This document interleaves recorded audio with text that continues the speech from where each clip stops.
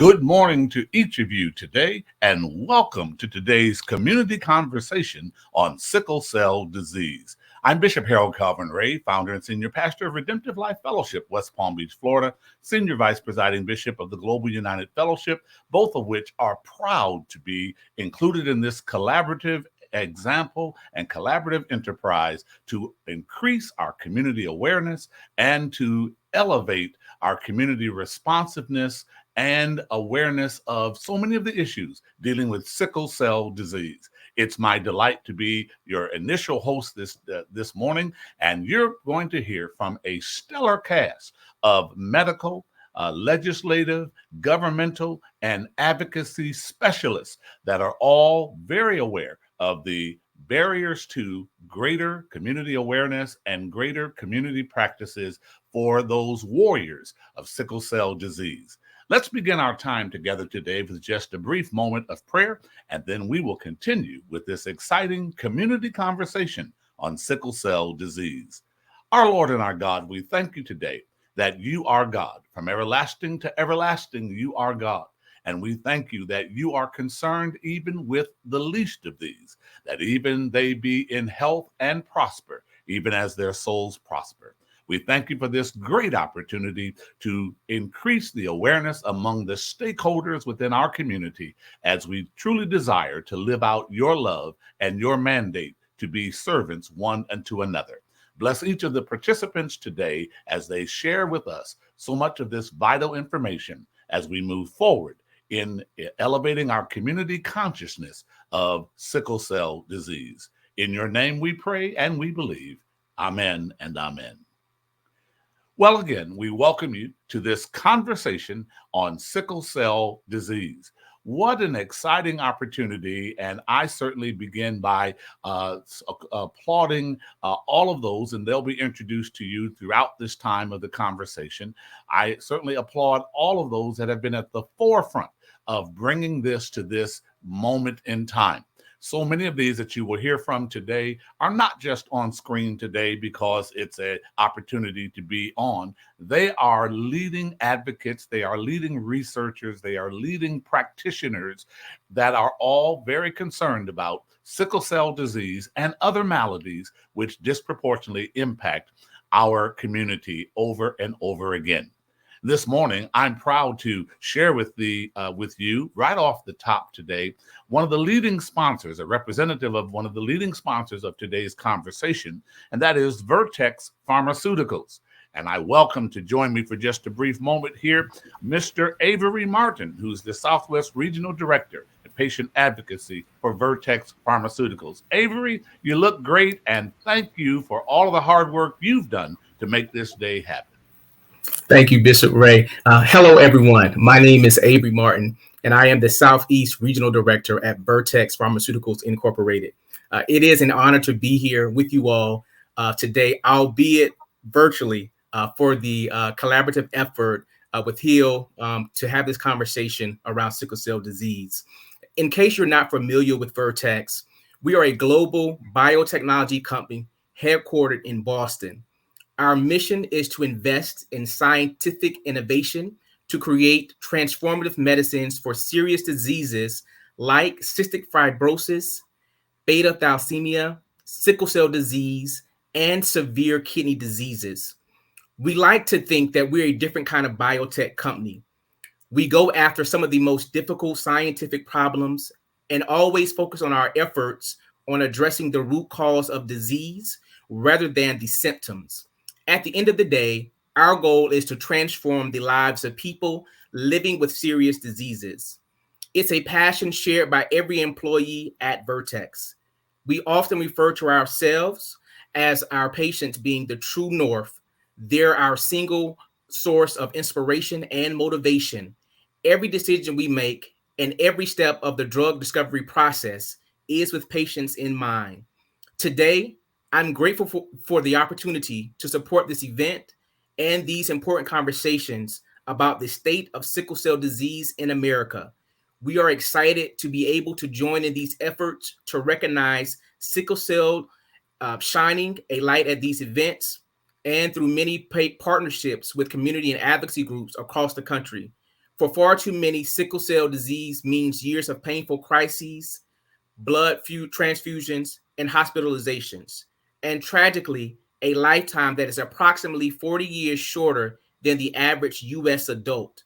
There is much that we all can do together to work toward a brighter future for sickle cell patients.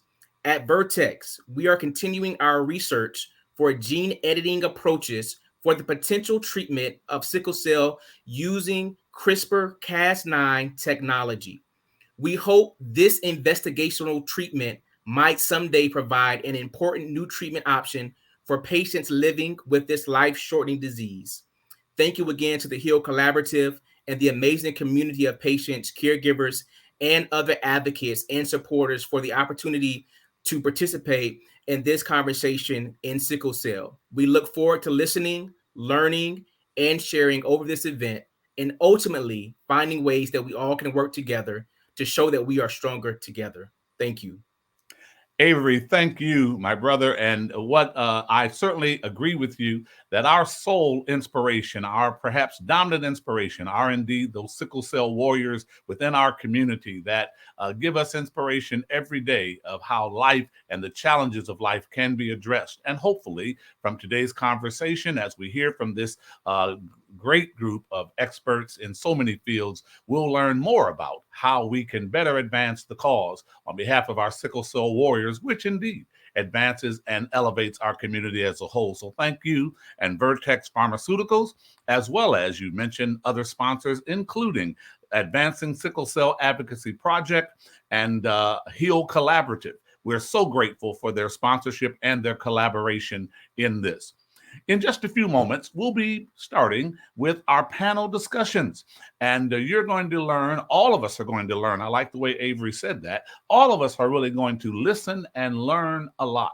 I no doubt believe that although it may be some material here and there that you've heard momentarily here or there, that taken as a consummate presentation, we're all going to learn something today about sickle cell and how we can better advance the cause on behalf of our community sickle cell warriors. In our panel discussions today, there will be 3 specific panels. The first is the physician panel, which will include 3 leading hematologists and research experts in the area of sickle cell. Dr. Ofelia Alvarez, who is a pediatric hematologist and pediatric sickle cell director of that program at University of Miami Miller School of Medicine, will be on that panel. And she will be joined by Dr. Thomas Harrington, who is the assistant professor of medicine at the Division of Hematology at the University of Miami Jackson Memorial Hospital. And finally, rounding out that panel, the founder and president of the Foundation for Sickle Cell Disease Research, Dr. Lanetta Bronte Hall. The second panel, following immediately thereafter, will be that of patient, caregiver, and provider. And that's going to be a very interesting panel as we hear from biomedical research scientist, sickle cell warrior, and member of A.S.A.P, which you're going to hear a lot about during our time together today, Miss Kristen John. Also in that panel, we have a warrior caregiver and author who's also A.S.A.P's vice president, Miss Monique Favors. And rounding out that panel is a brother you're going to come to love. He is a musician, chef, and sickle cell warrior, Demetrius Wyatt, A.R. the Prophet. We're looking forward to hearing from that panel. The Advocacy and Public Policy panel will include our very own House District 102 State Representative Felicia Robinson and the chair of the Florida Legislative Black Caucus, and I'm proud to say a West Palm Beach resident, Senator Bobby Powell. And I will be privileged to join that panel for whatever additional comments might be taken at that time. We're looking forward to hearing that, as well as the special presentation by Dr. Bronte Hall that will be taken during this time this morning. But however, as we begin today, we certainly want to welcome and a person that's going to be basically moderating our entire discussion today. She is no stranger to the sickle cell warrior family and to those that are familiar with her efforts as the president of A.S.A.P. She is a caregiver and a certified sickle cell educator and counselor. I refer none other than to Miss Kemba Gosier. Kemba, take it away. Good morning. Good morning, everyone. Thank you for joining us. And thank you, Bishop Ray, for that wonderful welcome, prayer, and introduction. And also thank you to Avery for giving us that information on new treatments that are on the horizon for sickle cell disease. It gives us in the community so much hope and inspiration knowing that these things are being developed. So without further ado, we're just going to get right into the community conversation is what we're here for. Now, I know there are a lot of people out here today who are well versed in sickle cell.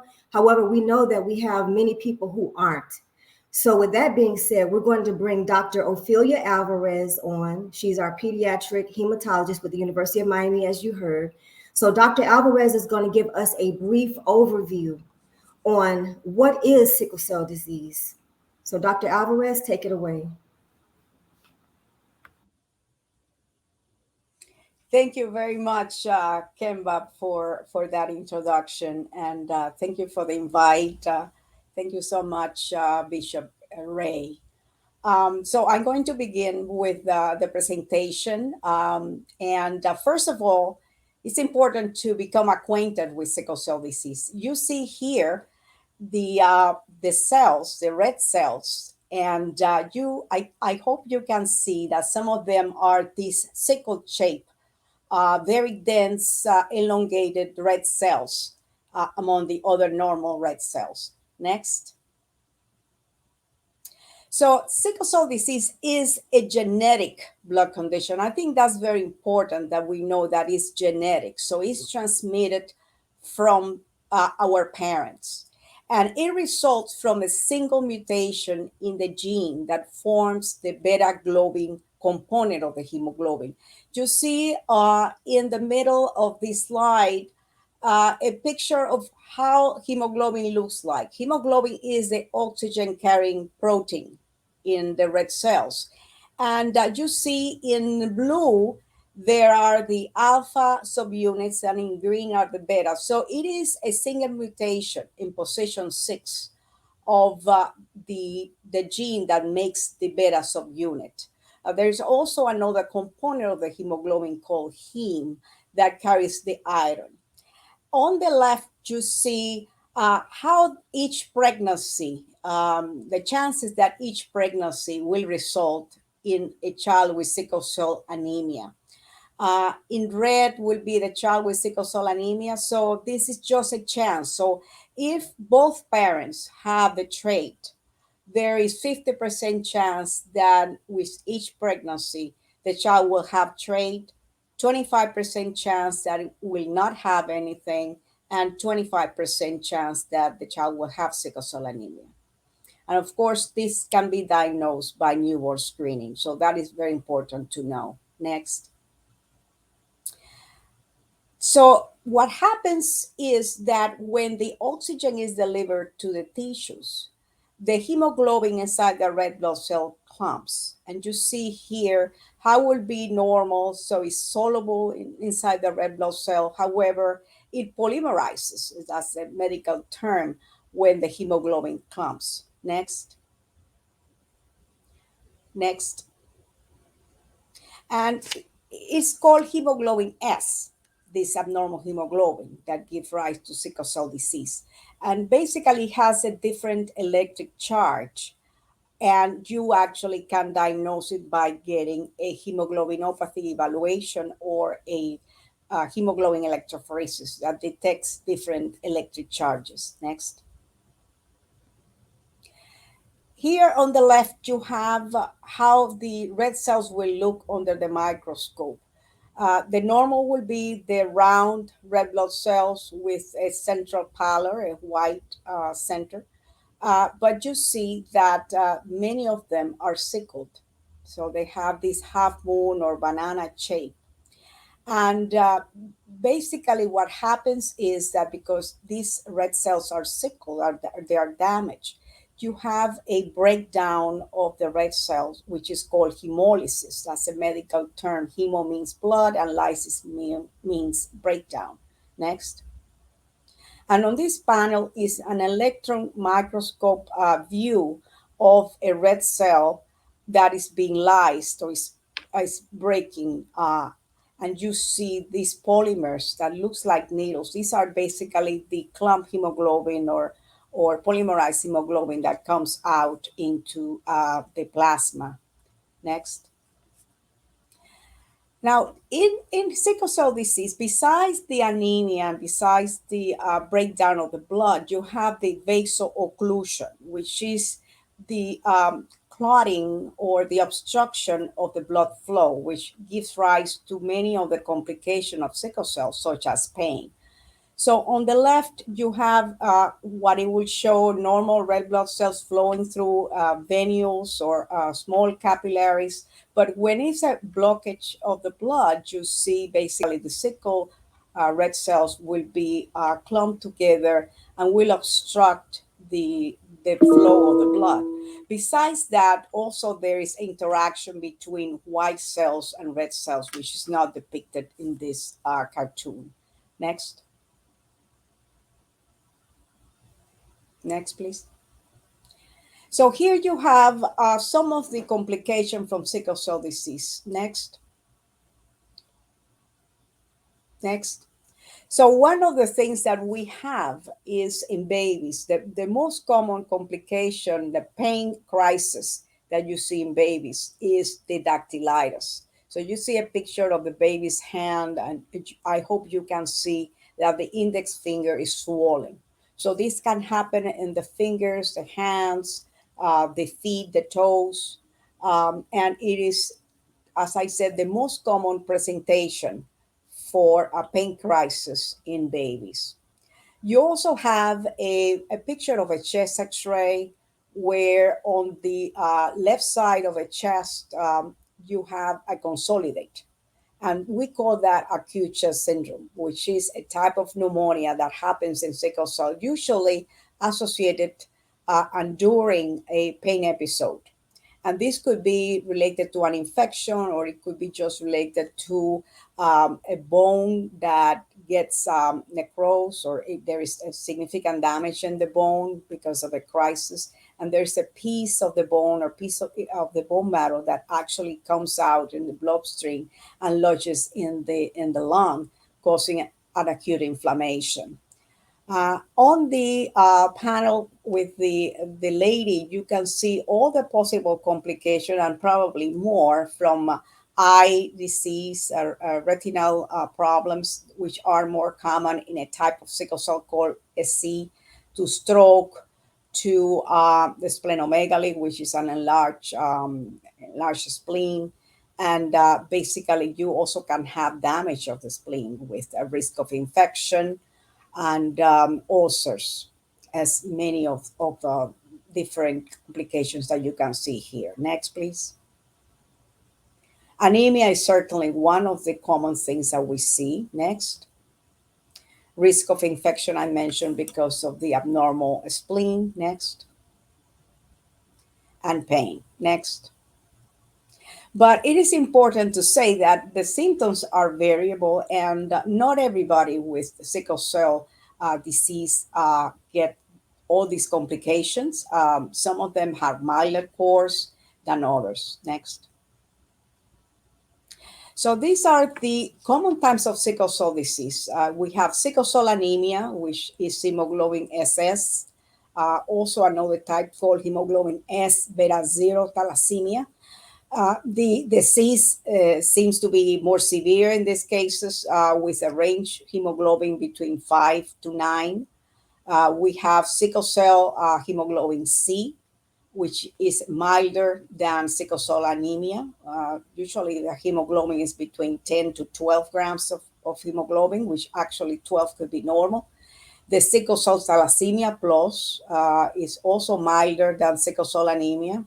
Also hemoglobin range from 10 to 12, and sickle cell other types of hemoglobin with variable severity. Next. Beta thalassemia is another type of hemoglobin mutation that is very common among actually African Americans. And it makes people to be anemic and to have small red blood cells. Next.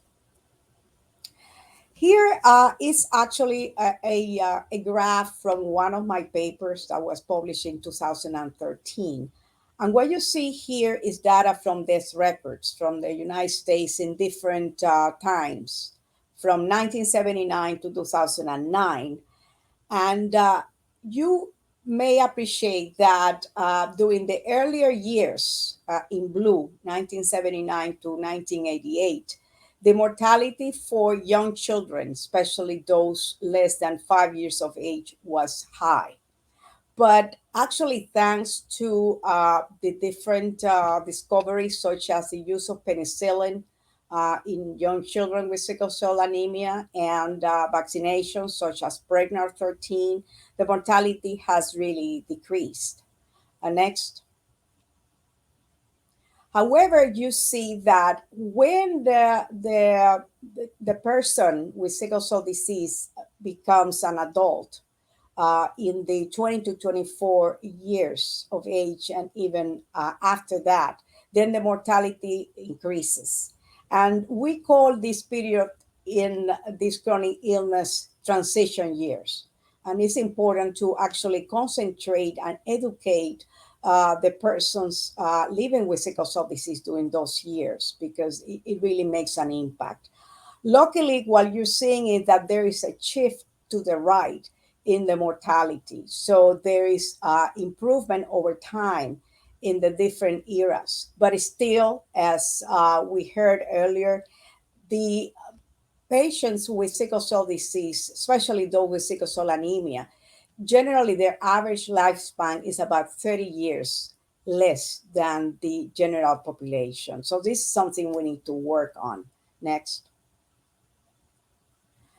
Acute pain crisis is very, very important to manage well, and it is associated with disease burden and mortality. This is data published in 2020 from a nationwide study of over 44,000 patients, and this is that they were on Medicaid program with a mean age of 15 years. And you can see here that the vaso-occlusive crisis rate was high, was almost 3.71 per person year, with the highest rate in young adults, 19 to 35 years of age. And also there was data for emergency room visits, hospitalizations, outpatient visits, and blood transfusions. Definitely a higher pain crisis burden in the previous year was associated with increased risk of mortality, and it increased with higher number of pain events. Next. So I think we need to think about how we can improve outcomes in sickle cell disease. Next. There are many ways we can do that, but certainly new medications, new discoveries, bone marrow transplant. Also, you might heard about gene therapy, like the previous speaker mentioned, which is still experimental, but it opens a door for improvements and cure in patients for sickle cell disease. Next. Concentrating in transition years, as I mentioned earlier, those 19 to 35 years of age, I think is very important. Next. Strategies to decrease pain, including taking hydroxyurea, which is the oldest medication we have available for sickle cell anemia. Next. And strategies to decrease chronic organ damage, which is still a major problem in patients with sickle cell disease. I thank you so much for the opportunity to present to you this morning, and I will be happy to answer questions later on in the panel. Thank you.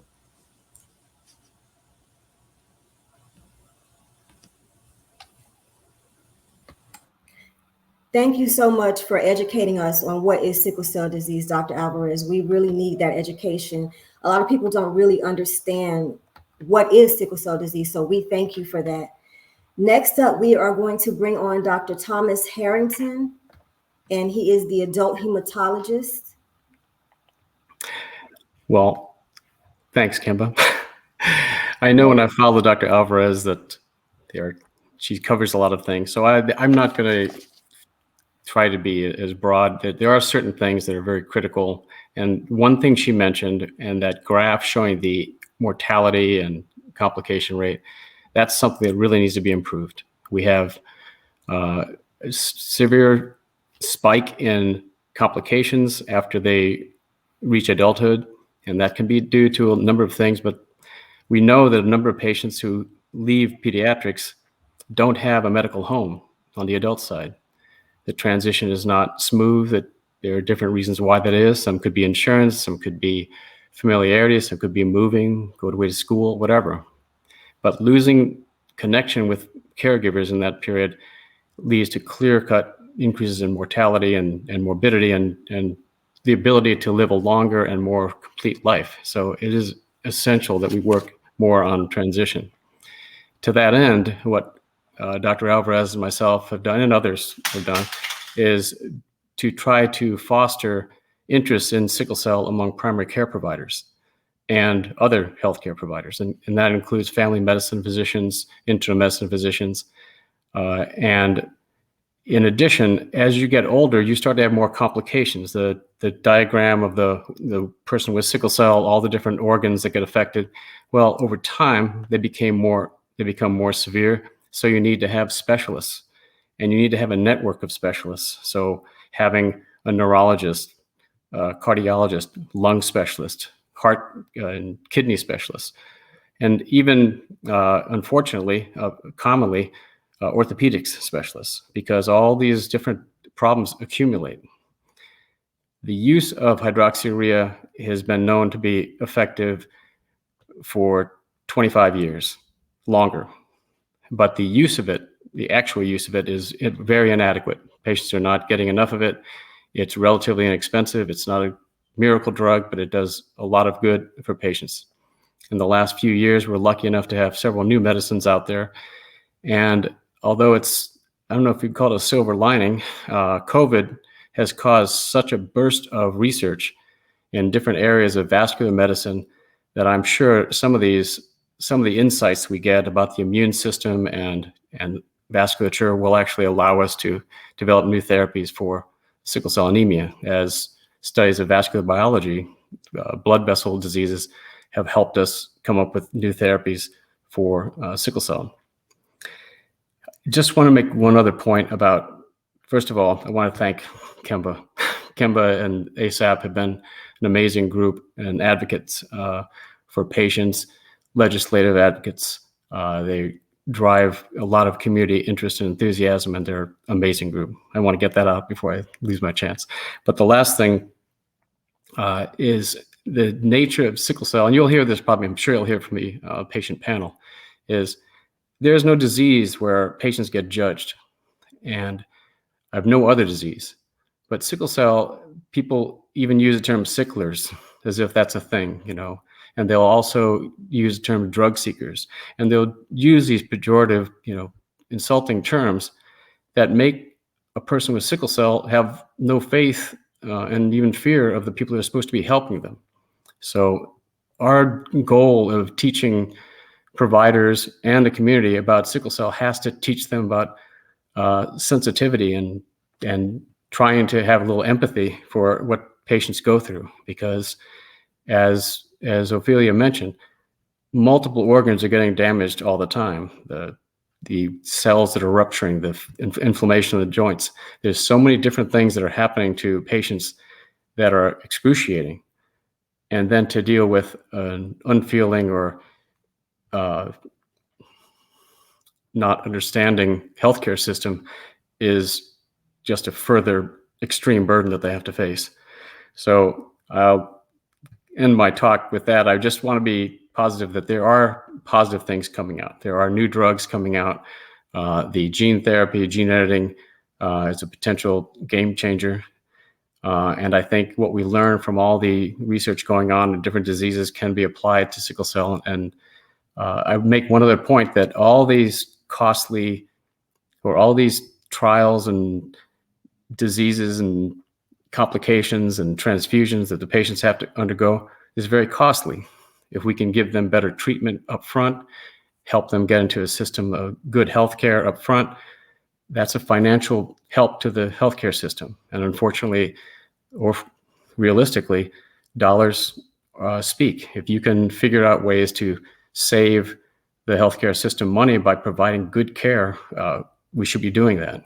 So anyway, I just want to make those points, and I'm happy to be here with all of you guys. Thank you so much for sharing that, Dr. Harrington. You both really hit on some very key points, especially with the empathy part. That's something that we need to do better with, I think, in the medical community as well. So thank you for sharing with us. And we're going to get a little bit more into some of the points that you raised with the patient panel as well as the policy panel. So with that being said, that's going to direct us right into our patient and caregiver discussion.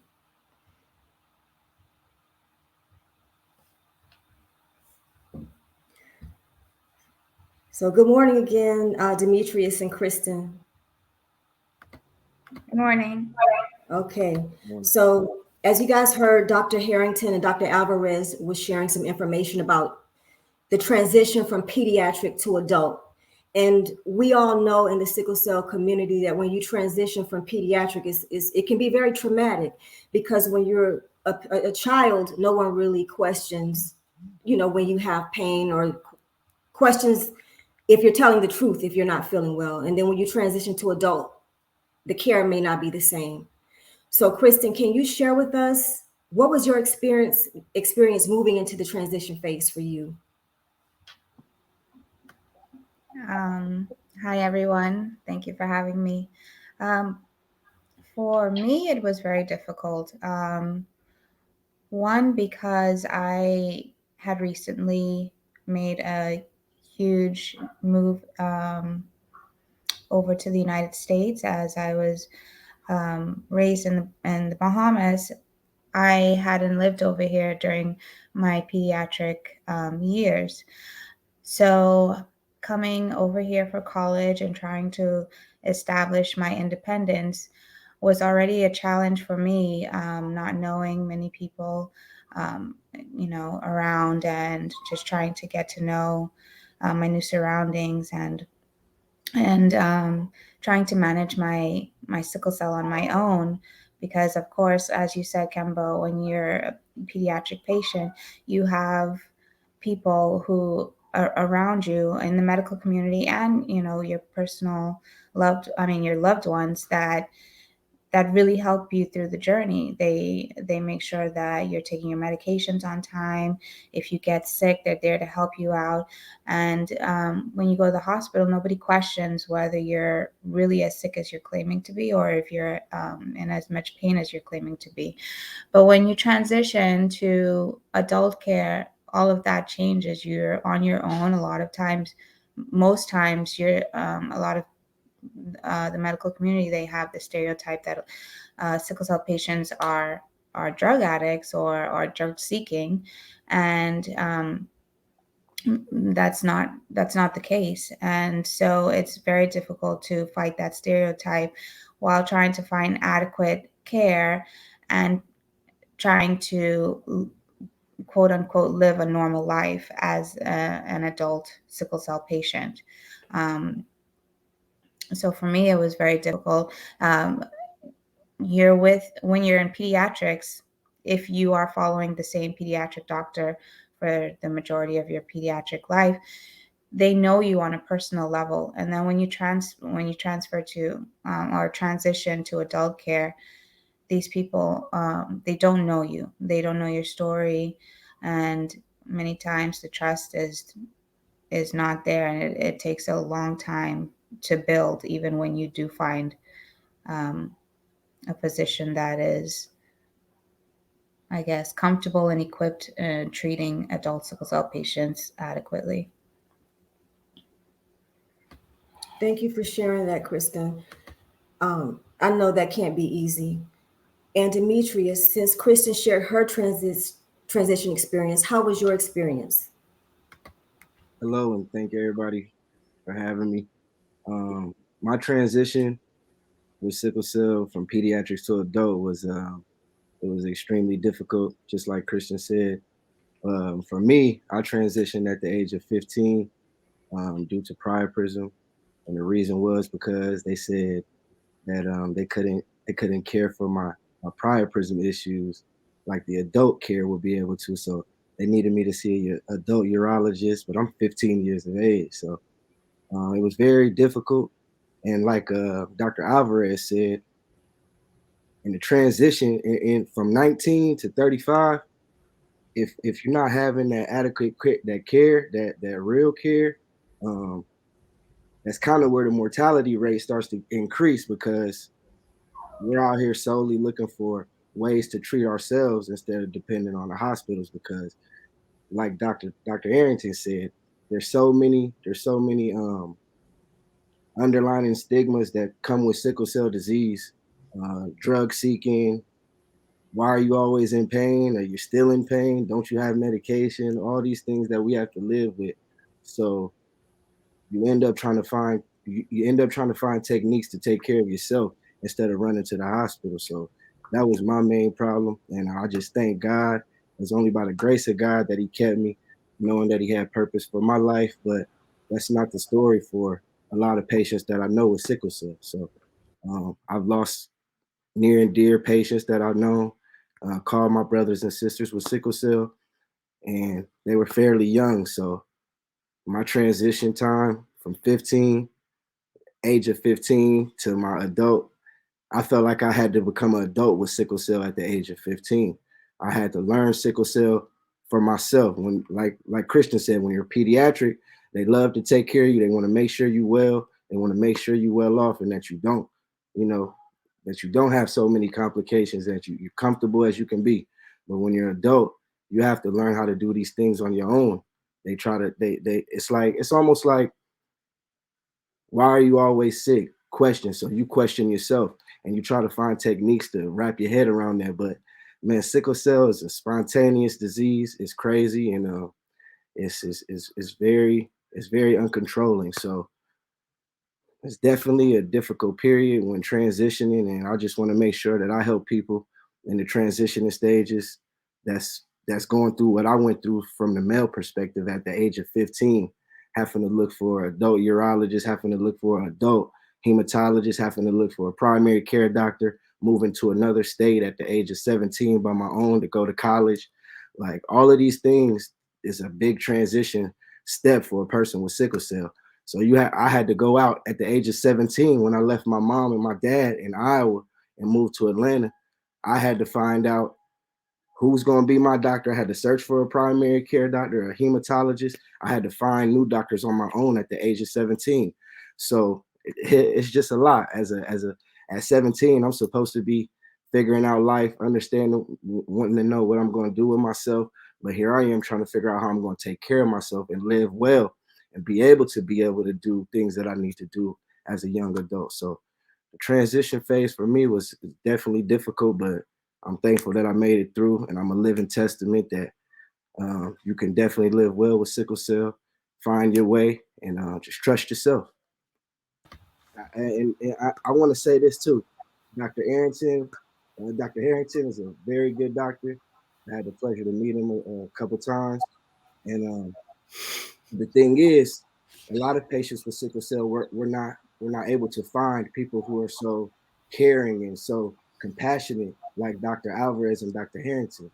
Um, there's a very few doctors with sickle cell who want to see patients live well and achieve good things and stay out of the hospital and tell them good things. And so when I see doctors like that, specialists like that, I definitely want to say thank you and commend you on all your work that you do, and continue to push forward in the race for greatness for sickle cell. So thank you.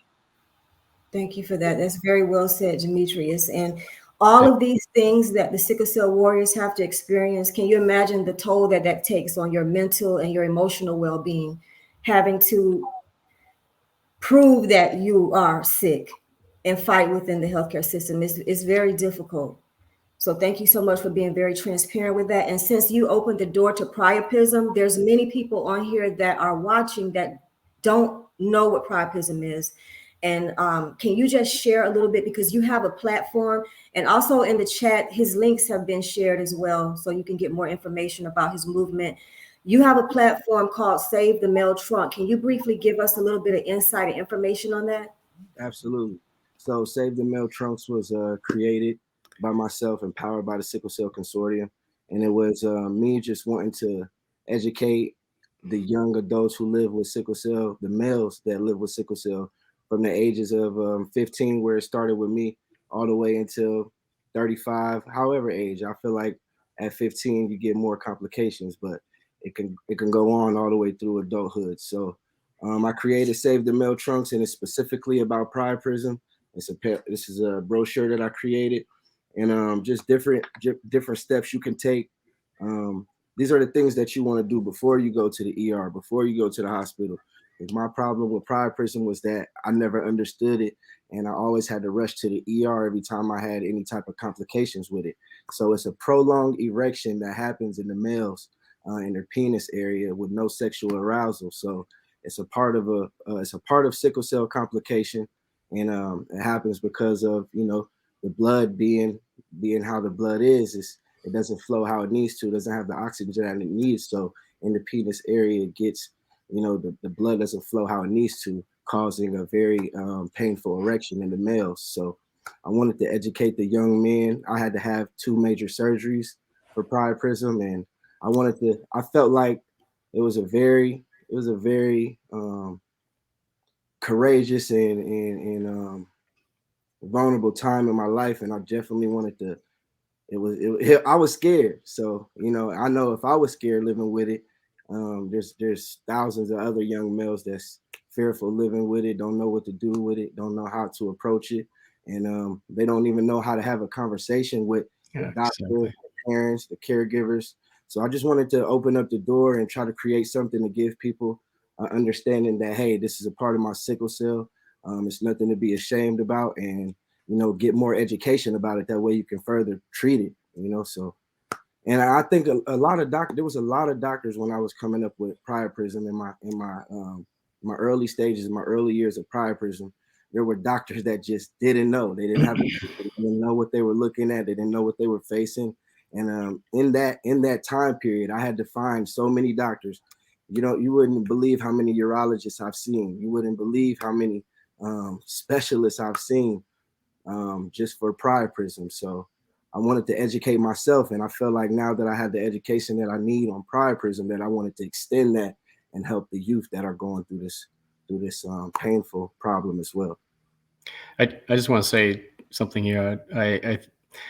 Any sickle cell patient who comes in, talks about his or her experience and struggles. That's not easy to do. It's very valuable. Your particular problem is so underemphasized. People don't know about it. Young kids like you, and you're 15, younger, don't know who to talk to about it. They don't even know when it's a problem, and they suffer incredibly for it. And I think that your efforts are going to be a huge benefit to a lot of young kids and young men. And I think it's Kristen's great too, but AR, you're Demetrius.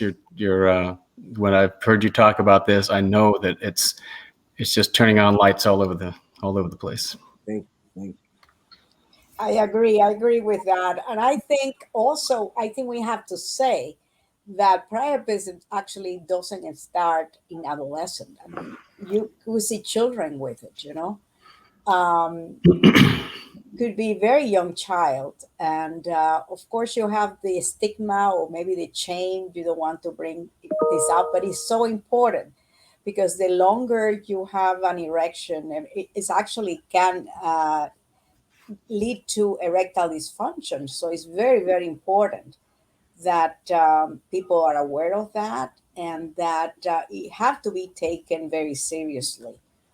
So I really applaud you for you to bring this up and to have this education tool, and that really speaks volumes of you. And again, Kristen, I know you very well too. I mean, I have met you before, and you're a great speaker. Thank you so much for this opportunity. Thank you. Yes. Thank you for that, Demetrius, and being transparent, sharing your testimony, turning your pain into purpose is extremely powerful. So just really quickly, because I know our time is short.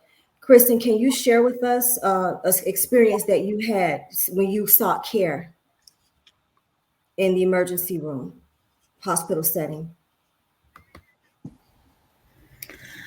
Um, there's there's So so many. many stories I can tell you. I don't even. It's very difficult to pick just one because I'm sure Demetrius can attest to this.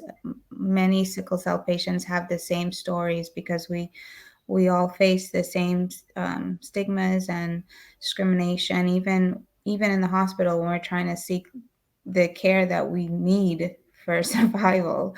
Um, we Dr.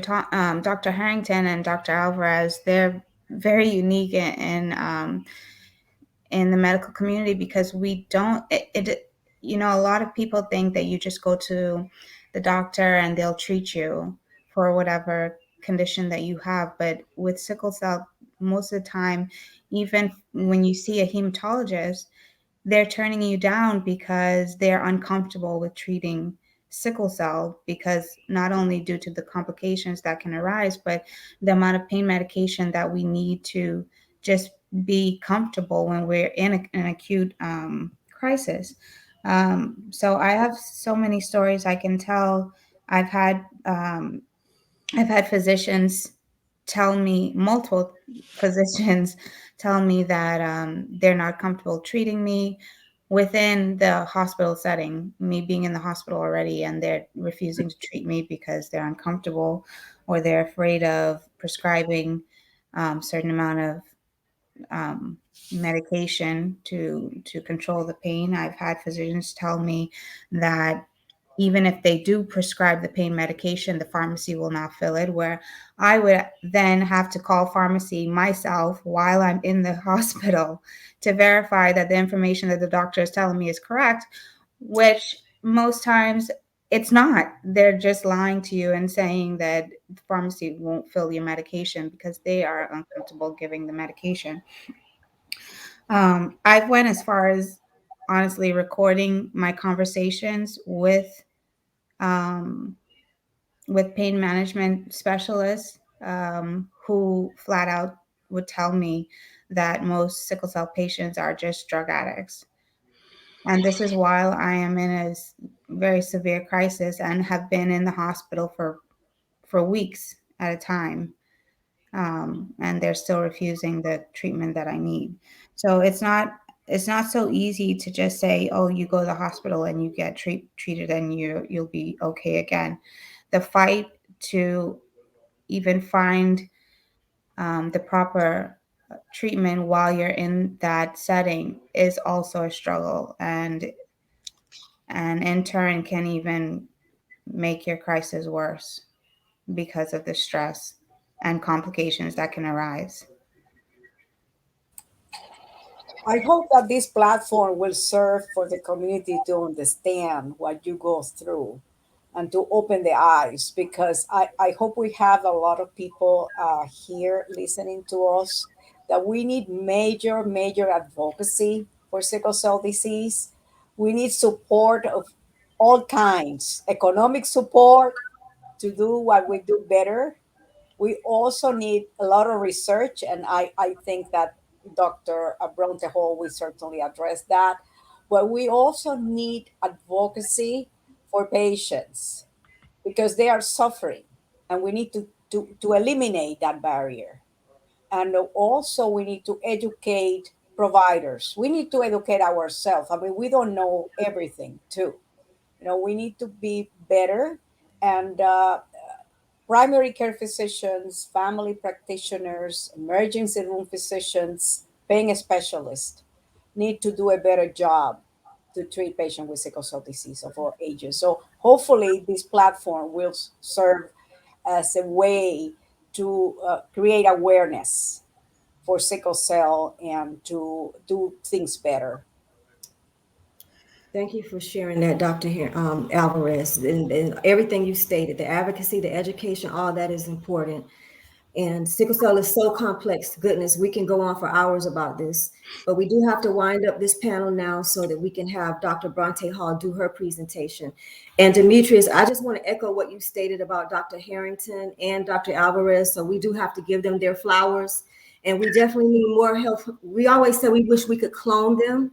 We know there are other good health care providers out there, but you guys are two of the best. So we thank you for your service and what you do for our community.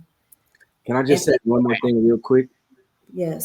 I want to piggyback off what Kristen said about like a time that she had to go into the hospital and talk about, you know, recording doctors and pain management saying that all sickle cell patients are drug seekers. Sickle cell, one thing about sickle cell that a lot of people don't understand who are outside of sickle cell, who are on the outside looking in, is that it's a very, very painful disease. And Tylenol, naproxen, whatever over the counter is not good enough. So we live a life from, I was getting Demerol at 6 years old through an IV. That's where it started for me. So we live a life of pain medication that is for chronic pain that we deal with. And once you at 6 years old, you're administered harsh narcotics, you develop a dependency. That's not a drug addict. That's yes. a total different thing. So you guys are absolutely right. The education needs to be so much more focused on inside the hospital and on the people who are treating this illness. So this is great. This is a great conversation, but there's so much more we could talk about and do so much more on with sickle cell. So thank you all so much. I just want to say one last 10 seconds. Any pain management doctor who looks at a sickle cell patient and calls them drug addicts should be doing a different job. Just like you said, it's tolerance that requires higher doses. But if you don't understand the difference of that, how'd you get to be a pain doctor? I mean, you may drive a nice car, but that's ridiculous. Sorry. And us as patients hearing that's a lot of the reason why we pass away in the hospital, because you don't understand the anxiety and the stress that comes from that. We're here seeking attention. We're here seeking medical help, professional help. And you're sitting here, judging and condemning us of some things that we don't have any control over. And this is the stress and the mental illness that takes effect on people with sickle cell, that a lot of people don't understand how we got to end up where we are today. With the mental health disease and the mental being so messed up, is because all we know is a life of pain, hospital, and stigmas placed on us that we had no control over from birth. We was pushed out of the womb with this illness, fighting for our lives. So, man, sickle cell definitely takes a compassionate heart, a big heart, and it takes a mind of understanding. You can never wrap your mind around sickle cell if you don't live with this illness. And even the people that live with this illness can never really wrap their mind fully around this illness as a whole, because it's so much pain that goes within it. You can never get a break to really study and sit down and understand it, because you're in constant pain and in constant fatigue. Like you don't even have the energy to do most things that not regular people do. So, man, sickle cell is just it's a wide variety of so much complications that it's extensive. And I do want to say one more thing. I'm glad that Demetrius touched on the mental health aspect of living with the disease, because for me, sometimes that's a harder struggle than actually being physically sick, because that is the daily. I mean, yes, a lot of us are in chronic pain on a daily basis, but just having to deal with life on top of managing such a painful disease it becomes so tiring. I mean, I've had discussions with my fellow warriors and who's agreed that we suffer with PTSD to some extent, many of us, because of the amount of trauma that we've been through already, and just trying to get through every day, balancing work, balancing your social life, balancing family, and also having to balance minute by minute, literally, your disease. I'm in doctor's offices at least once every 2 weeks. Like Dr. Harrington said, it's not just pain that we're managing. We have multiple complications that go on. I see hematologists. Actually, Dr. Harrington is one of my hematologists. I see 2 of them. I see a pain management specialist. I see an orthopedic doctor. I see cardiologist, pulmonologist, and I go to physical therapy. So just balancing that, having and trying to work full time, support yourself as an individual. It's a lot to deal with on a daily basis, and the general population do not understand. So. Yeah. That's true. And that's why these events like today is extremely important to get the word out. The comments that are coming in are very supportive. People in shock of hearing what you guys are sharing. So with that being said, we do have Dr. Bronte coming up next, and we have our policy panel coming up next. So we're definitely going to have to continue this discussion. But thank you guys so much for sharing. So up next, we have Dr. Lanetta Bronte Hall from the Foundation for Sickle Cell Disease Research.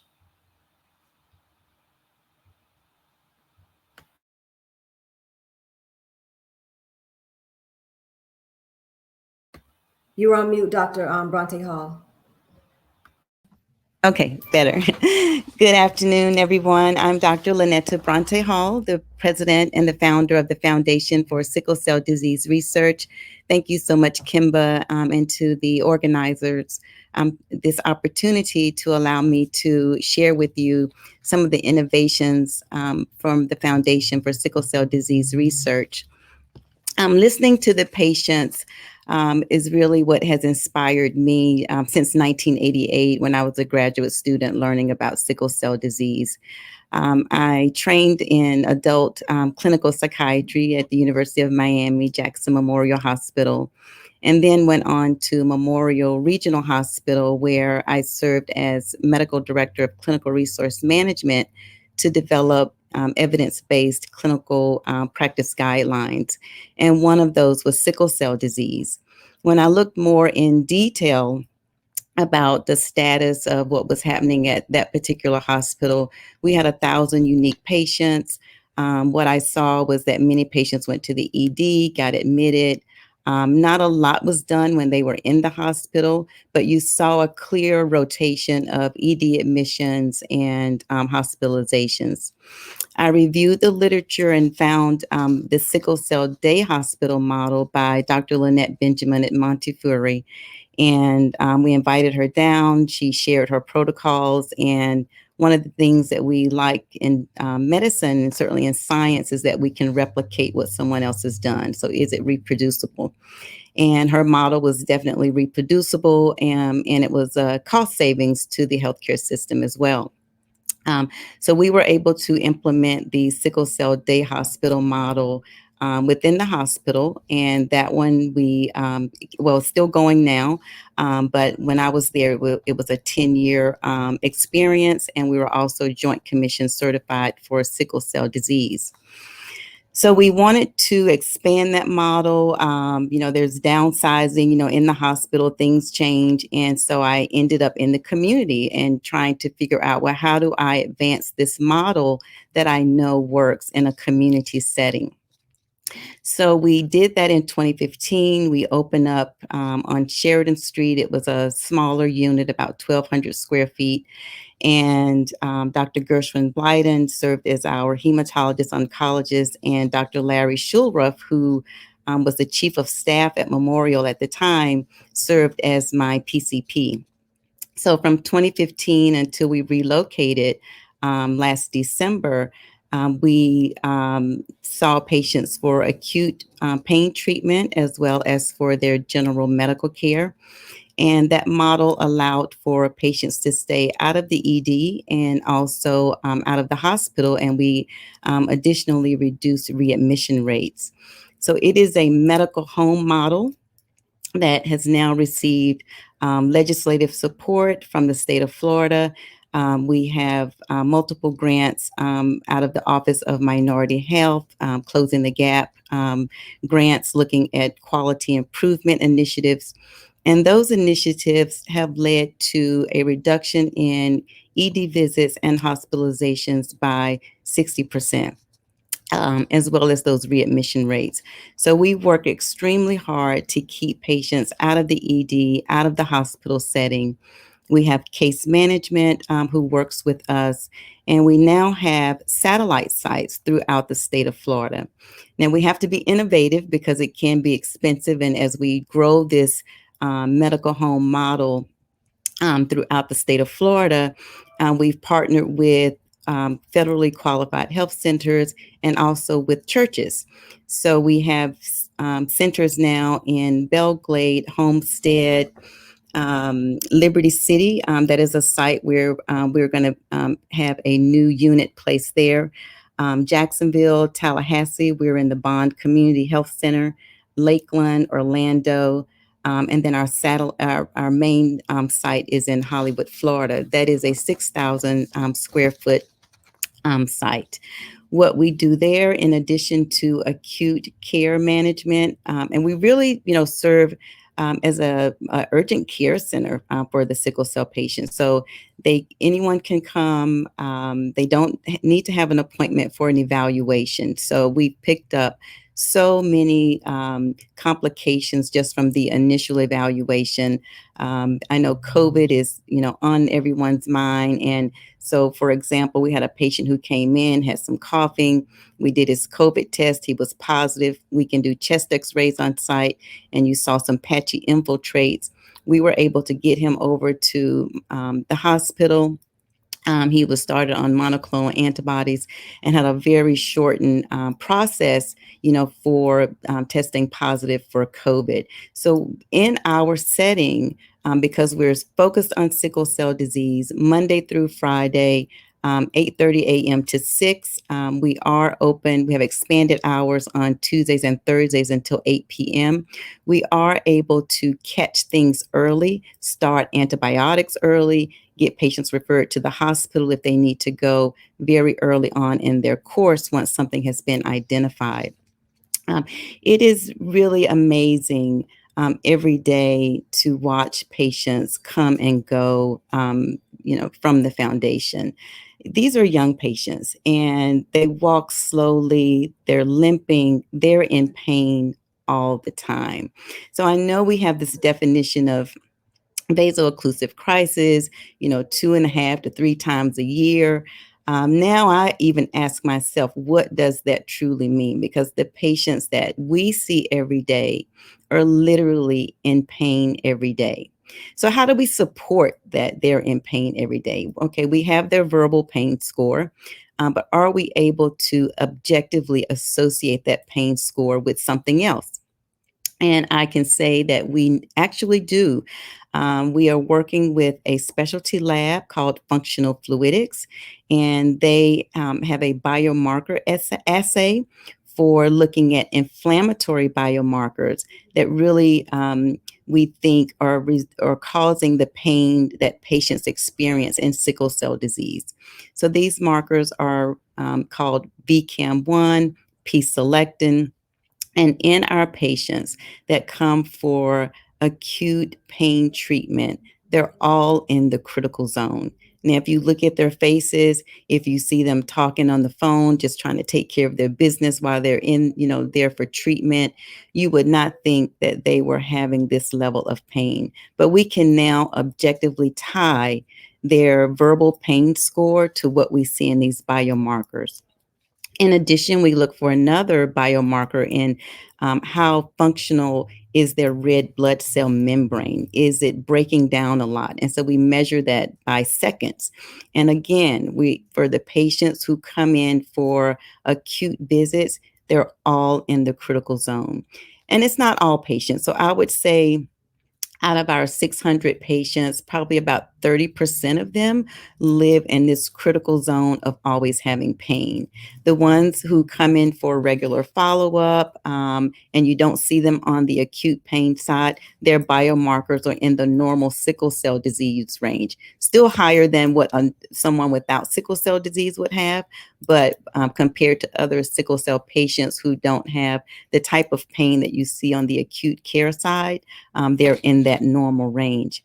So they're very different populations of patients that we're starting to see in sickle cell disease. Some that really have this acute morphology, this complications, and then you have another population that may not be in as much severe pain.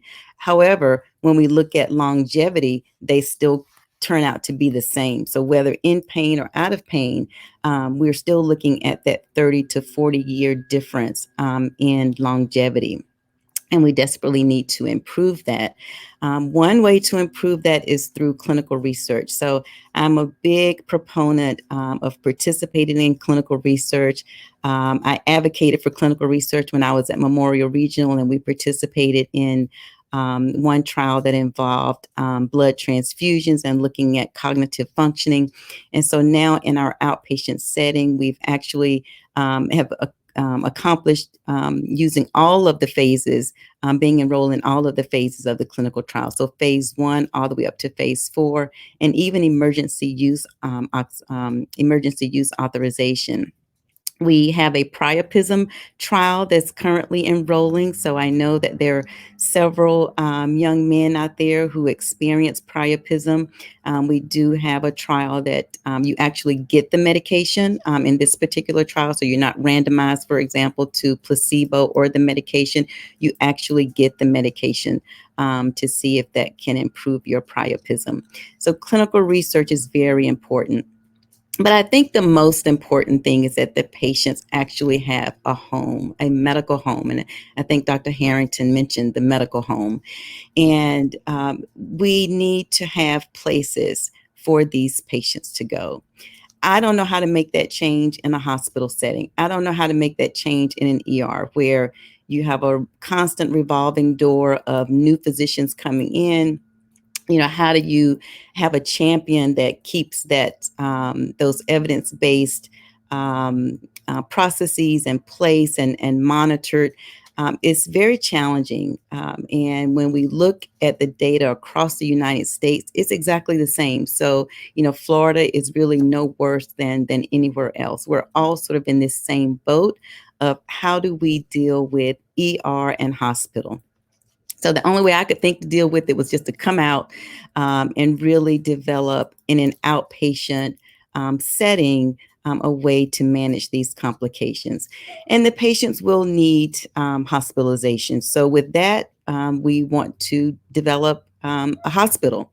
And so we are on target to have the FSCDR hospital located in Fort Lauderdale, and hopefully we'll have that up and running by the end of next year. And this again will be another place where we can have very focused care. We can have all those specialists in-house and really in a more rapid and an organized fashion, bring the best care, the best minds, the best scientists to sickle cell disease and just really improve this mortality, knowing that there's a 7-fold increase in mortality in the adolescent years, you know, as they transition to adulthood. It's heartbreaking, and it's really challenging to go onto Facebook for me and just to see yet another warrior, a young warrior that has passed in particular. So thank you to the patient panel for sharing. And you really are my inspiration. And every time I hear you tell your story, it just makes me want to work even harder and advocate for you even more. Thank you. I agree, Dr. Bronte. They do empower you and motivate you to want to fight harder. So thank you so much for sharing that information. And that's so exciting to hear about the developments for the hospital and everything that you're doing for our community. So thank you so much for sharing. Thank you, Kemba. Okay, so up next is our policy discussion. This is going so well. I hope everyone out there is enjoying this discussion and being motivated to help us want to be part of the change that's needed. So up next is our policy discussion. And we have Representative Felicia Robinson, Senator Bobby Powell, as well as Bishop Ray is joining us on this discussion. Welcome, everyone. Good morning. Good morning. Good morning, and thank you for having us. Yes, awesome. We're super excited that you guys are a part of this discussion. So, with Florida being one of the states that has the highest population of people with sickle cell, we have a lot of issues that we're tackling and that we're dealing with down here. So, I was recently on a call, a support group call, and one of the warriors shared that they equated being stopped by the police and fearing the police. They equated that to the same feeling they get when they have to go to the hospital. And that just grips me. Hearing the other warriors share earlier this morning their stories is very impactful. But hearing someone say that they feared going to the hospital the same way they feared being stopped by the police just was so, words cannot even express that. So I just wanted to share that, and also some of the advocacy work that we've been doing with A.S.A.P. In December 2019, we attended a Board of Commissioners meeting with one of the healthcare systems here in South Florida, Memorial Healthcare System. And as a result of that meeting, they took the call to action and they started a sickle cell task force within the healthcare system. And that task force has clinical subcommittees, an operational committee, and an educational committee. So with that being said, it's still a hurdle and we're working towards it, but at least that's some progress. And Representative Robinson, I know that you have been instrumental in taking the charge of helping with some of the issues that we're facing with sickle cell disease. And we're super proud of you as well, just to let you know that. So if you can just give us a little insight and information about some of the things that you're doing for our community. Well, I'm definitely trying to be an advocate for you all, and I will work closely with you all in any and every way. Right now in the Florida House, we have a bill in drafting. We haven't filed it yet because we do have a couple of things that we want to add after I showed it to you. But this particular bill would kind of somewhat follow what you just spoke about. We're asking to create a task force for sickle cell that will work along with the Florida Health Department, which would, one, actually try to identify some strategies to help those patients and lessen that fear when they go into the emergency room. And we would do some of those strategies will include training and education on a continuous basis for staff, hospital staff, and healthcare workers, so that they will recognize patients when they are a sickle cell patient and understand the pain that they go through and take in consideration and have some standards that they would use to treat those patients so that they don't have those ill feelings. And like I said, that's just a start. The bill that's where it's at right now. It's just a task force, and it has these different components, identifying some strategies, having the continuing education. And with that, we did put in there that once this task force meet and they come up with this plan, that they would actually give a report back to the governor. So it's not just we find these things and they sit there. We want that report to come back and share, so then we can then move forward to put some action behind it.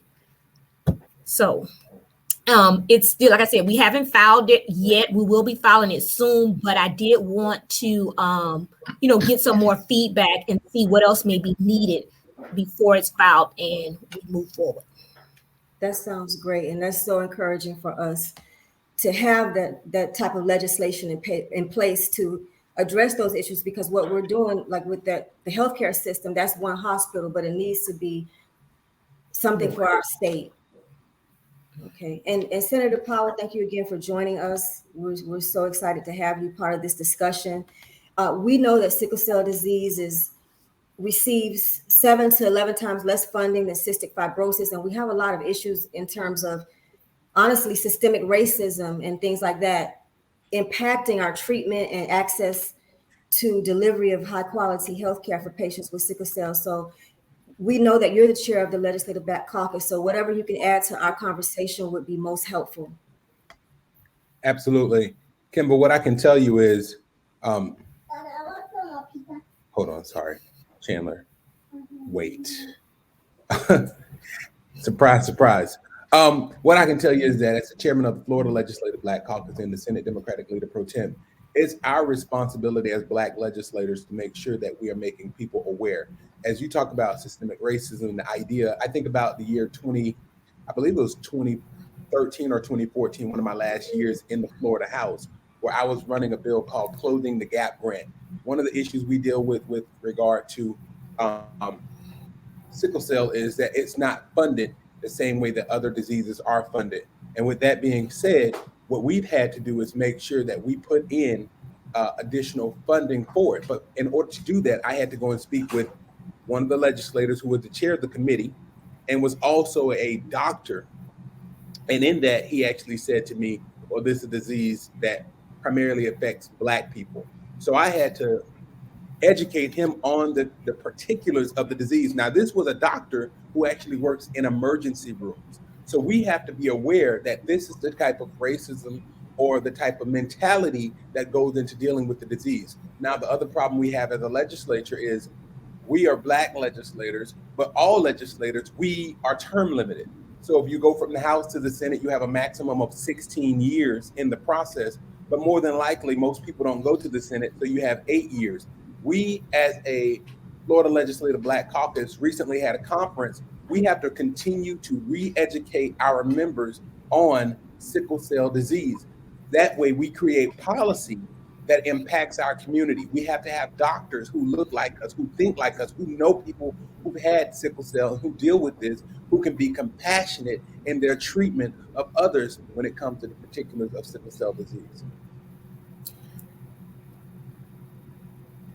And I guess I would want to piggyback on what Senator Powell just stated, because I was at that conference, and at that conference, they did have several workshops dealing with sickle cell, educating us very well. And I was able to actually speak with two of the doctors that was there and share the legislation that we're proposing in Florida. So I'm waiting to hear back from them, because that was just this past week. And hopefully we'll get some good feedback, and it may be something that could be shared amongst other states also, because this was a national conference. So it included all legislators from all states. So, and it's always numbers in power, power in numbers. Absolutely. Thank you for that information. And that's very encouraging. So it takes all of us, all boots on the ground, to help support these efforts. And that leads me to ask Bishop Ray a question. Bishop Ray, historically, the church has been a social and moral compass for our community. So how do you think the church can mobilize to help support some of these efforts in the awareness and getting the community involved in education? Well, Kemba, thank you for even having me part of this part of the panel. I've already been involved in the earlier part. You've been doing a great job, by the way. And a special thanks to our Representative Robinson, and to my dear friend, Senator Bobby Powell, our chair. The church is, of course, the community, or the community of faith, that has the nexus to the need. We have the continual interaction with all facets of our community. And, Dr. King said many, many years ago, any religion that's concerned about the souls of men, but is not equally concerned about the slums that damn them, the economic conditions that strangle them, and the social conditions that cripple them, is a dry as dust religion.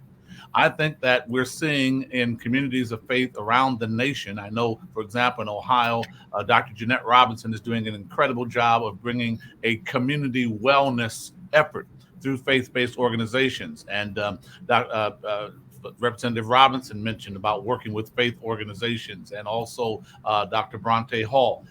It is essential that the community with the nexus to the need be more intricately involved in creating affinity teams, compassionate discipleship teams that deal specifically with helping our community become more aware of, what the maladies are, what the barriers are to quality access to health, as has been eye-opening to many, including myself today, the testimonials of the real-time experiences, particularly those that are transitioning from pediatric to adulthood. I thought that Prophet's comments there about having to literally become his own expert, so to speak, at 15, having to search out across a field that by the time you become an adult warrior, you're crossing fields of neurology, cardiology, pulmonology, all of these in addition to hematology.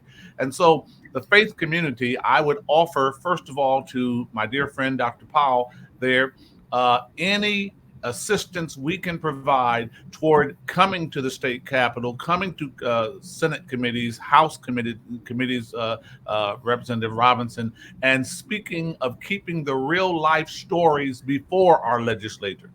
Dr. Powell's right. Our elected representatives are term limited. Pastors are, for the most part, not term limited.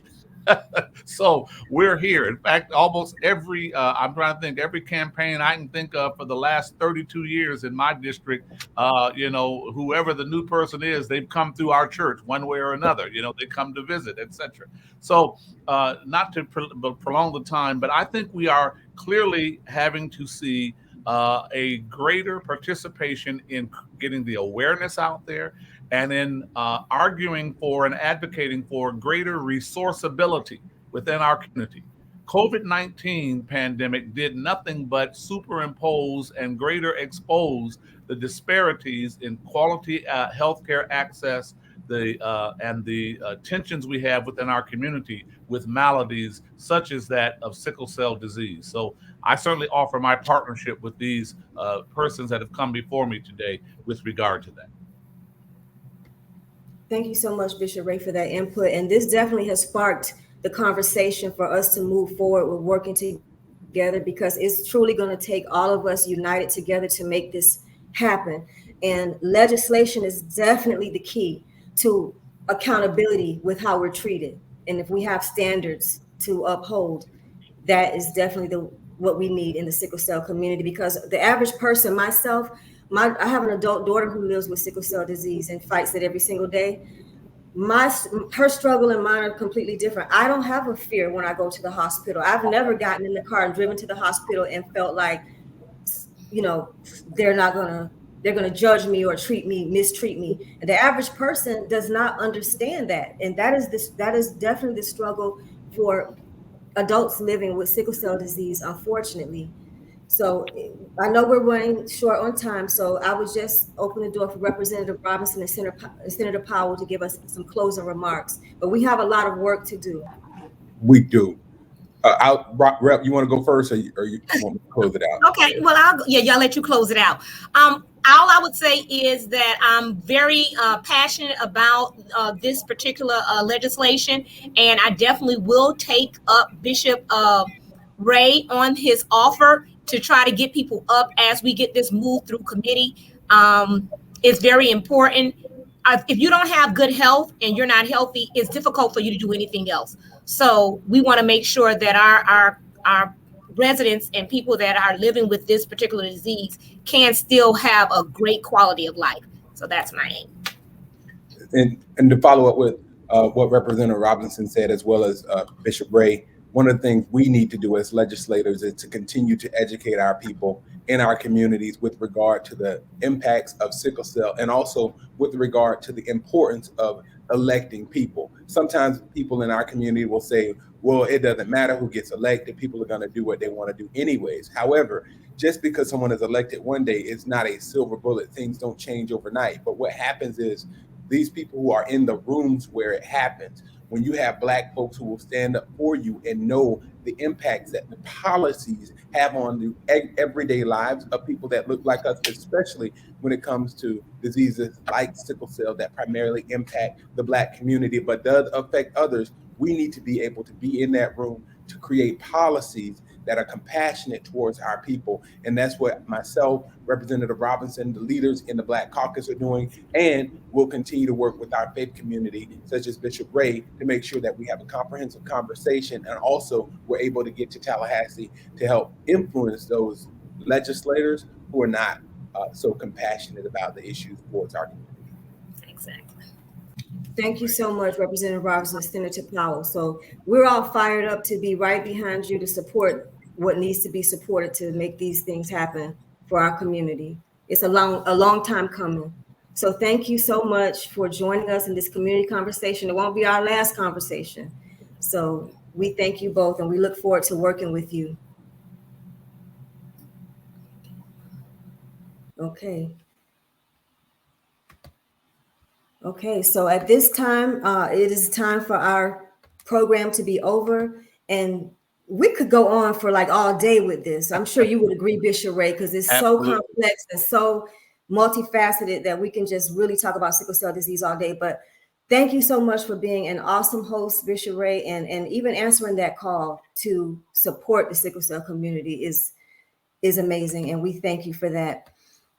So with that being said, I would like to thank all of our presenters today. They were all phenomenal. I'm sure everyone would agree. Also, we would like to thank our host, Bishop Ray, Redemptive Life Fellowship Church and Global United Fellowship, as well as our sponsors, Advancing Sickle Cell Advocacy Project, the National Center for Faith-Based Initiatives, Vertex Pharmaceuticals, and the Hill Collaborative Team. We were having meetings every Monday working on this event. So thank you guys for making this happen and being such great leaders with this event. So with that being said, I just want to remind everyone that please complete the survey for today's events. You'll be receiving a survey if you registered on Eventbrite, as well as the helpful links shared in the chat. There were some links shared for resources if you needed to get in touch with anyone that was on the panel. Their information was placed into the chat. So please reach out, because it's honestly going to take all of us together to make this happen. And I just want to say that crucial conversations like these are necessary to bring awareness and education to sickle cell disease. Many of you don't know that sickle cell is the most common genetic disorder in the United States. And the first documented case of sickle cell disease was over 100 years ago. With that being said, even though it was documented over 100 years ago, and we have advancements that are on the horizon with treatment and things of that nature. However, these stereotypes and the disparities in care still exist. And as Dr. Alvarez stated earlier, advocacy is key in building awareness. So I encourage everyone that's listening today to get involved in your local sickle cell disease chapter, your community-based organization, and support the efforts for the legislation that was discussed today to improve the lives of those affected by sickle cell. And also, most importantly, know your sickle cell status. A simple blood test by your physician can determine if you're a carrier of the sickle cell trait. Myself personally, I did not know I was a carrier of the sickle cell trait until my daughter was actually born with sickle cell disease. So knowing your status can further promote awareness and education. Currently, all 50 states and the District of Columbia screens newborns for sickle cell disease. And it has been documented that people with the sickle cell trait can experience complications as a result of dehydration and overexertion. And for this reason, the NCAA and the U.S. Army began testing recruits for sickle cell trait. So it's very important to know your sickle cell trait status. So we encourage you to accept the call to action today and get involved. And together, let's be the village that creates the change that needs to happen for the sickle cell community. And Bishop Ray, I'll turn it over to you. Thank you.